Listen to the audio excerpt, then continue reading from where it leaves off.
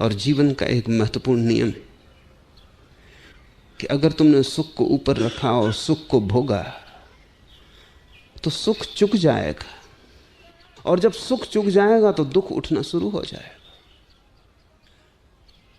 जिसको तुमने भोगा वो चुकेगा, और जिसको नहीं भोगा वो बचा हुआ है, उसको कौन भोगेगा? एक पहलू तुमने खर्च कर लिया, अब दूसरा पहलू बचा है, अब उसे भी भोगना पड़ेगा। यह दूसरी प्रतीति है भीतर जाते यात्री की कि सुख दुख संयुक्त हैं। तो इसका अर्थ हुआ कि सुख दुख है, उनमें जरा भी भेद नहीं। भेद मन की भ्रांति थी, मन की टेढ़ी मेढ़ी चाल के कारण भेद मालूम पड़ता था। सुख दुख दोनों छूट जाते, छोड़ना भी नहीं पड़ता। ये एहसास, ये प्रतीति, ये अनुभव कि दोनों एक है, फिर छोड़ना भी नहीं पड़ता। जैसे अंगारा हाथ में रखा हो, छोड़ना पड़ेगा। समझ में आया कि अंगारा है कि छूट जाएगा। जिससे घर में आग लगी हो तो निकलने के लिए कुछ प्रयास करना पड़ेगा। पता चला कि आग लगी कि तुम बाहर हो जाओगे, तुम फिर ये भी ना पूछोगे कि कहां से बाहर जाऊं, रीति रिवाज क्या है, सभ्य मार्ग क्या होगा। तुम खिड़की से छलांग लगा के निकल जाओगे, तुम ये ना पूछोगे कि खिड़की से निकलना उचित अनुचित, शिष्ट अशिष्ट। जब घर में आग लगी हो तो शिष्टाचार को कोई पूछता है? तब तुम कहीं से भी छलांग लगा के निकल जाओगे, तुम बाहर हो जाओगे। घर में आग लगी है ये एहसास भर हो जाए। जैसे कोई भीतर जाता है वैसे ही सुख दुख एक ही हो जाते, तत्क्षण छूट जाते। जो शेष रह जाता है वही मोक्ष है, जो शेष रह जाता है वही तुम हो, जो शेष रह जाता है वही परमात्मा है। लेकिन मन तुम्हें भीतर नहीं जाने देता। मन कहता है दूसरे ने दुख दिया, मन कहता है दूसरे ने सुख दिया, मन दूसरे पर अटकाए रखता है। यह मन की पहली कुशलता है। दूसरी कुशलता मन की कि वो हमेशा आधे को दिखलाता है और आधे को नहीं देखने देता। जैसे कि चांद को हम देखते हैं तो आधा चांद दिखाई पड़ता है, आधा नहीं दिखाई पड़ता, उस तरफ का पहलू छिपा रहता है। मन जो भी देखता है हमेशा आधे को देखता है, मन पूरे को नहीं देख सकता। चांद तो बड़ी चीज है, तुम्हारे हाथ में एक कंकड़ भी रखते हैं, छोटा सा एक रेत का कण रखते हैं, उसको भी तुम पूरा नहीं देख सकते। आधी दिखेगा, आधा उस तरफ जो है वो छिपा रहेगा। मन आधे को ही देख सकता है, मन आधे को देखने की व्यवस्था है। इसलिए तो मन के कारण द्वैत पैदा होता है, क्योंकि आधे को देखता है उसे समझता है ये पूरा, फिर दूसरे आधे को देखता है उसे समझता है ये पूरा, और दोनों को कभी साथ तो देख नहीं सकता। इसलिए उनको एक कैसे माने। इसलिए जहां एक है वहां मन दो देखता है, और जब तुमने एक की जगह दो देख लिए संसार खड़ा हो जाता। तुम देखते हो ये आदमी मित्र है और वो आदमी शत्रु है, लेकिन मित्र में शत्रु छिपा है। मित्र कभी भी शत्रु हो सकता है और शत्रु में मित्र छिपा है। शत्रु कभी भी मित्र हो सकता है, कोई अड़चन नहीं है, कोई बाधा नहीं। प्रेम में तुम्हारे घृणा छिपी, घृणा में प्रेम छिपा है, लेकिन मन दो करके देखता है, घृणा को अलग, प्रेम को अलग, शत्रु को अलग, मित्र को अलग, सुख को अलग, दुख को अलग। और जब तुम एक को दो करके देख लेते हो, फिर तुम जो भी करोगे वो गलत होगा। बुनियाद से गलती शुरू हो गई, प्रारंभ से ही भूल हो गई। मुल्ला नसरुद्दीन एक रात शराब पी के घर लौट रहा है। शराबी को एक की जगह अनेक चीजें दिखाई पड़ने लगती। चीजें अनेक हो नहीं जाती। अगर तुमने कभी शराब पी है या भंग के नशे में आ गए हो तो तुम्हें पता होगा कि एक चीजें 2 दिखाई पड़ने लगती, 3 दिखाई पड़ने लगती, 4 दिखाई पड़ने। जैसे जैसे नशा बढ़ता है क्या होता है, जैसे जैसे नशा बढ़ता है भीतर तुम्हारी चेतना कपने लगती, उसकी जो स्थिरता है खो जाती, जो चैन है वो खो जाता है, चेतना कपने लगती। और जब चेतना कपने लगती तो उसके कंपन के कारण एक चीजें बहुत होकर दिखाई पड़ती। जैसे चांद झील पर प्रतिबिंब बना रहा है, झील शांत है, अकंप, तो एक चांद दिखाई पड़ता है झील में। एक कंकड़ फेंक दो, झील में लहरें उठ गई, कंपन हो गया, झील कब गई। अब एक चांद 1000 चांद में टूट गया। अगर तुम झील को बहुत ही कपा दो तो चांद दिखाई ही ना पड़ेगा, बस चांद के टुकड़े ही टुकड़े पूरे झील पर फैल जाएंगे। चांद एक है, झील कब गई। नशा तुम्हारी चेतना को कपा देता है, झील कब गई, अब चीजें अनेक दिखाई पड़ने लगती। मुल्ला नसरुद्दीन घर आया है, नशे में डूबा है, ताले में चाबी डालने की कोशिश करता है लेकिन ताले में चाबी नहीं जाती, छेद और चाबी को मिला नहीं पाता, हाथ कप रहे हैं। एक पुलिस वाला रास्ते पर खड़ा देख रहा है। आखिर उसने कहा, नसरुद्दीन क्या मैं सहायता करूं, ताले में चाबी डाल दूं? नसरुद्दीन ने कहा, अगर सहायता ही करना है तो जरा तुम मकान को संभाले रखो, तो मैं चाबी डाल दूं। नसेलची को यह नहीं दिखाई पड़ता कि मैं कप रहा हूं, मकान कप रहा है, तो मकान को संभाले रखो। एक और दिन ऐसा ही नशा करके नसरुद्दीन घर लौटता था, एक वृक्ष से टक्कर हो गई, बड़ी मुश्किल में पड़ गया। वृक्ष तो एक था, उसको 2 दिखाई पड़ रहे थे, तो वो दोनों के बीच से निकलने की और कोई उपाय भी नहीं था, दोनों के बीच से निकलने की कोशिश कर रहा था। जैसी कोशिश करता सिर टकरा जाता, वृक्ष तो एक ही था।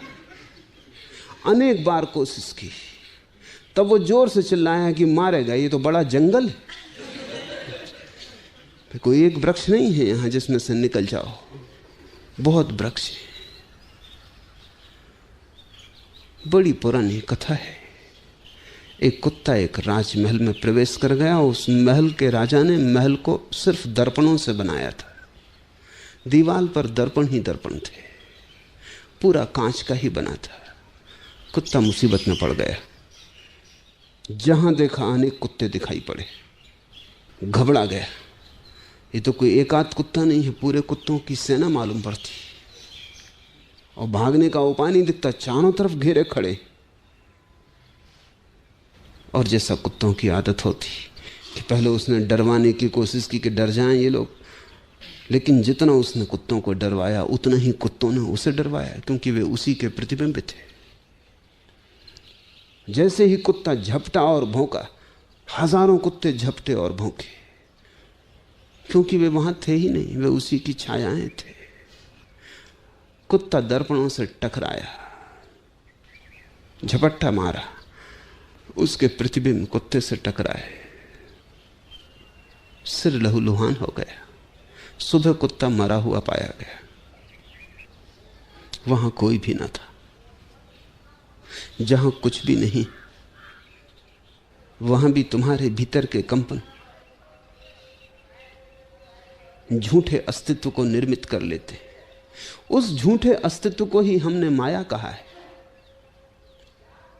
माया बाहर नहीं है, तुम्हारे कपते हुए चित्त के कारण जो है वो तो एक है, लेकिन वो अनेक होकर दिखाई पड़ रहा है। और तुम्हारी कोशिश वही है जो मुल्ला नसरुद्दीन ने सिपाही से कही थी कि जरा तुम मकान को संभाल लो तो मैं ताले में चाबी डाल लूं। तुम्हारी भी कोशिश यह है कि मकान को कैसे थिर कर लिया जाए। कोई कभी नहीं कर पाया। ज्ञानियों ने मकान की फिक्र छोड़ दी, अपने को थिर कर लिया, सब थिर हो जाता है। जरूरत है कि नशा उतर जाए। मकान तो थिर ही है, वो कभी हिला ही न था। ये अस्तित्व कभी हिला ही नहीं है, ये बिल्कुल थिर है, ये अपने में बिल्कुल लीन है, ये स्वभाव में डूबा है। तुम हिल गए हो, लेकिन तुम अस्तित्व को संभालने की कोशिश कर रहे हो। मन द्वैत का सूत्र है और अनेक का भी सूत्र है। मन से गुजर के चीजें वैसी ही हो जाती हैं जैसे सूरज की किरण को अगर तुम एक कांच के टुकड़े से गुजरने दो। कई पहलुओं का कांच का टुकड़ा ले लो, प्रिज्म उस टुकड़े को कहा जाता है। उसमें तरासे हुए कई पहलू। सूरज की किरण गुजरती है उससे, जब आती है तो एक होती, जब उससे बाहर निकल ली तो सात हो जाती। इसलिए तो इंद्रधनुष निर्मित होता है।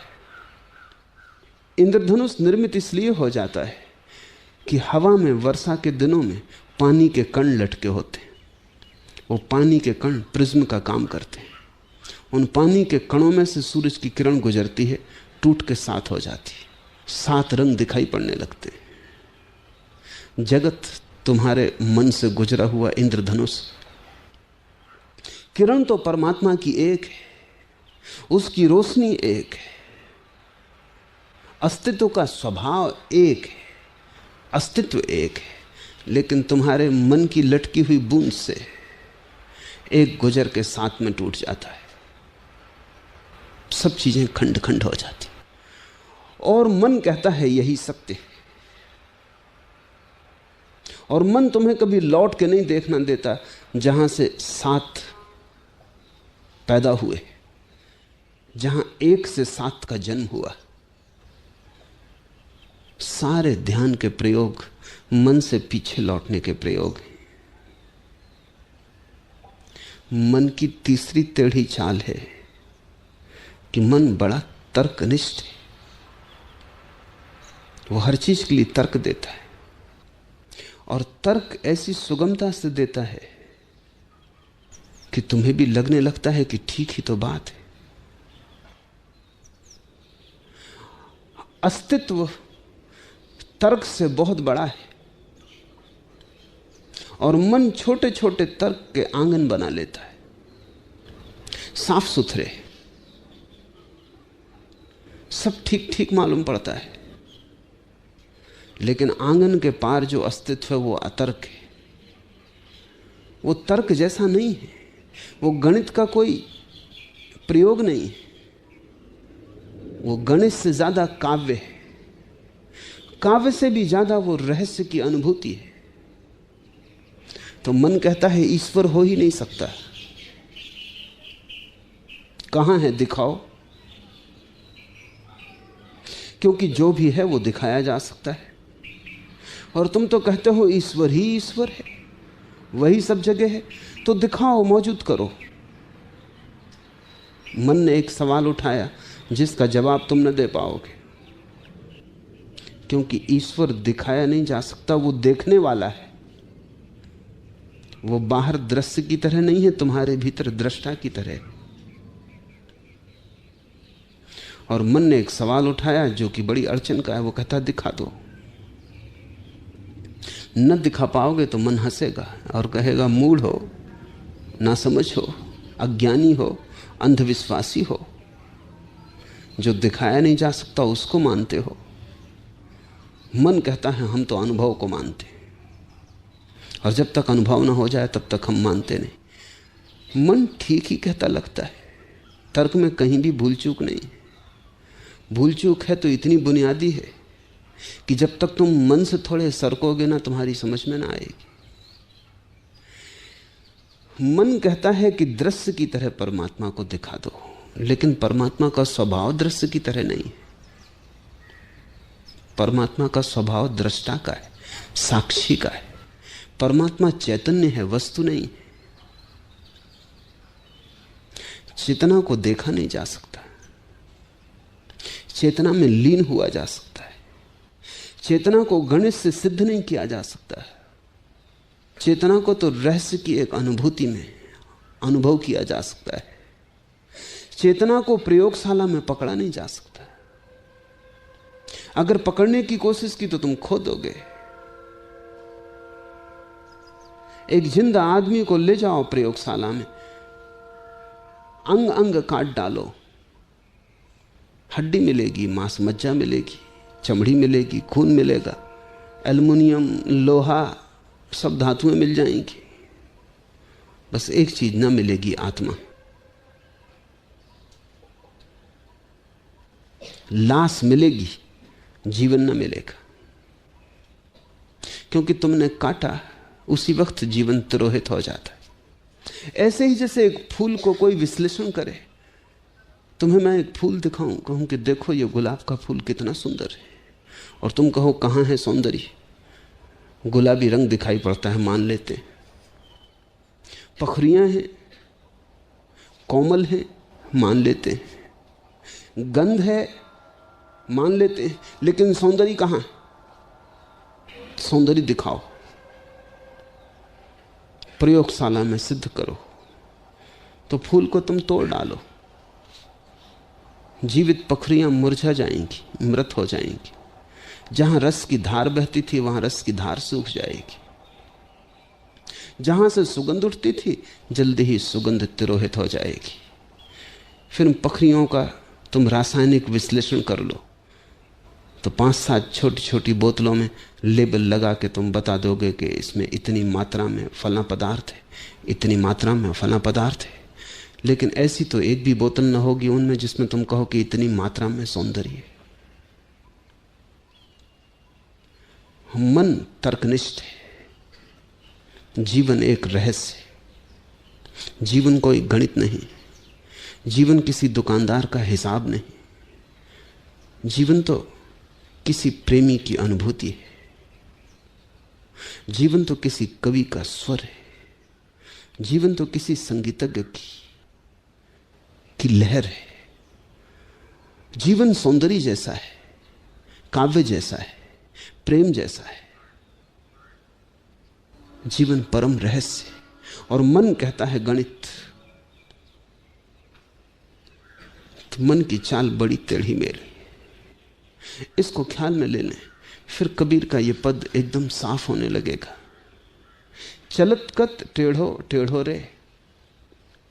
कबीर कहते हैं, ए मन, टेढ़ा टेढ़ा क्यों चलता है, सीधा क्यों नहीं जाता? और मन बड़ा टेढ़ा टेढ़ा चलता है। तुमने कभी शराबी को चलते देखा? सीधा नहीं चल सकता, टेढ़ा टेढ़ा चलता है। एक पैर इस दिशा में, दूसरा पैर दूसरी दिशा में। इसलिए तो अक्सर वो नाली में गिरा हुआ पाया जाता है। तुम बीच सड़क में शराबी को गिरा हुआ ना पाओगे, नाली में गिरा हुआ पाया जाता। टेढ़ा टेढ़ा चलता है।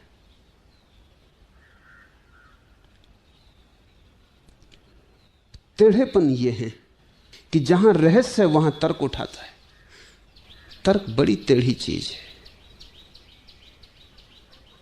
तर्क से ज्यादा टेढ़ा इस संसार में कुछ भी नहीं है, क्योंकि तर्क से तुम जो है उसे सिद्ध कर सकते हो कि नहीं है। तर्क से जो नहीं है उसे तुम सिद्ध कर सकते हो कि वो है। लेकिन ये हवाओं में बनाए गए घर हैं, इनका अस्तित्व में कोई अर्थ नहीं।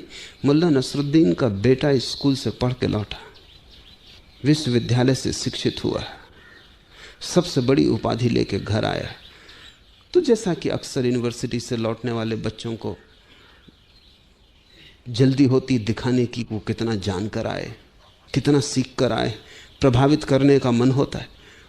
और यूनिवर्सिटी से लौटने वाले सभी बच्चे माँ बाप को मूढ़ समझते हैं। सांझ को खाना खाने बैठे थे, नसरुद्दीन की पत्नी ने लाके 2 अमरूद एक प्लेट में रखे। बेटे ने कहा कि देखें विश्वविद्यालय में कैसी अद्भुत बातें सिखाई जाती, मैं तर्क का स्नातक हूं। उसने अपनी मां को कहा कि इसमें प्लेट में कितने अमरूद? उसकी मां ने कहा 2 हैं।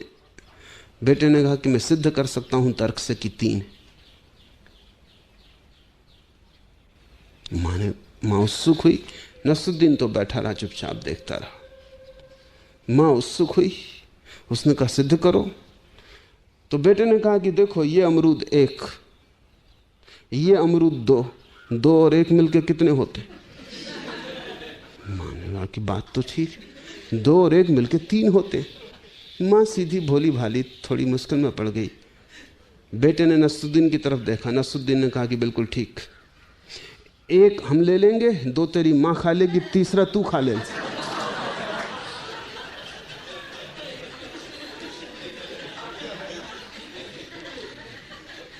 तर्क हवा है,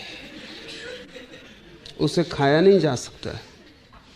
न तर्क को जिया जा सकता है, न तर्क को भोगा जा सकता है, लेकिन तर्क मन पर बड़ा भारी है और मन तर्क से चल रहा है, इसलिए जीवन से तुम वंचित हो। जीवन सीधा सीधा है, उससे सरल और सुगम कुछ भी नहीं, तर्क टेढ़ा टेढ़ा है। इसलिए कबीर कहते हैं चलत कत टेढ़ो टेढ़ो रे। सीधा क्यों नहीं चलता? साफ रास्ता है, इधर उधर क्यों उतरता है? यहां वहां की बहकी बहकी बातें क्यों करता है? अपने मन को समझने की कोशिश करना। जब तक तुम तर्क ही करते रहोगे तब तक समझना तुम टेढ़े टेढ़े जा रहे हो। तब तक जो सीधे सीधे मिलता था उससे तुम वंचित रहोगे। मंदिर के द्वार खुले, राह सीधी साफ है, जरा भी कोई बाधा नहीं, लेकिन मन तुम्हें यहां वहां उतार ले जाता है। मन तुम्हें राह से उतार देता है, मन तुम्हें बेराह कर देता है, और इतनी कुशलता से करता है कि तुम्हें कभी ख्याल भी नहीं आ पाता। एक मित्र मेरे पास आए कुछ दिन पहले, कहा कि मन बड़ा अशांत है और शांति अब एकदम आवश्यक है, नहीं तो मैं जी ना सकूंगा। आत्मघात तक का मन होता है, धनी है, सब सुख सुविधा है, राजनीति के बड़े पदों पर रहे।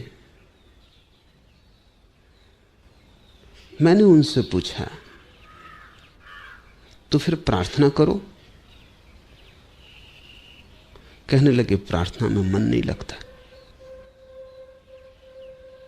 ध्यान करो। कहने लगे ध्यान की बिल्कुल इच्छा नहीं होती, मन अशांत है। लेकिन ध्यान में मन नहीं लगता। मन अशांत है तो भी मन की ही सुने जा रहे हैं। मन आत्महत्या के करीब ले आया है। कहता हूं प्रार्थना करो, कहते हैं चाह नहीं उठती मन में। जो आत्महत्या के करीब ले आया है उस पर भरोसा नहीं छूटता। मन अशांत है, श्रद्धा उसी पर है। जिसने इतनी अशांति दी, मैं कहता हूं इसे छोड़ो, इसकी मानना बंद करो।